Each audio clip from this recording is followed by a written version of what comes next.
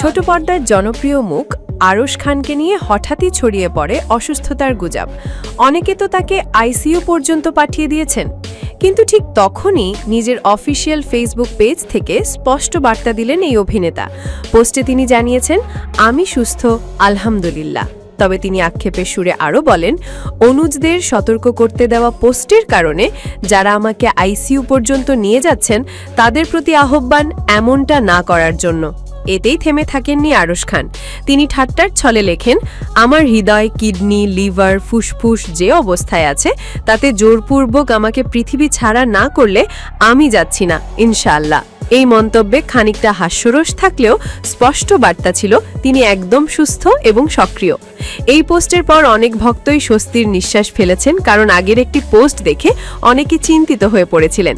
কিন্তু এখন অভিনেতার নিজ মুখে এমন আশ্বস্তকারী বার্তা শুনে সবাই অনেকটাই নির্ভার।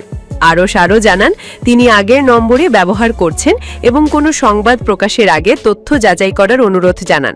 তার ভাষায়, ছাপানোর পূর্বে তথ্য সংক্রান্ত বিষয়ে জানতে কল করুন, টেক্সট করুন, মিস কলও চলবে। বাঁচতে হলে জানতে হবে। এই বার্তার মাধ্যমে অভিনেতা মূলত দায়িত্বশীল সাংবাদিকতার দিকেই ইঙ্গিত করেছেন।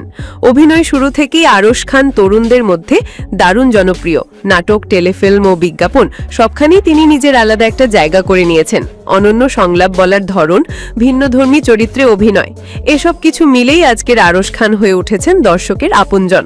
আরশ খানের এই খোলামেলা বার্তা নিঃসন্দেহে প্রমাণ করে গুজবের কোনো ভিত্তি নেই।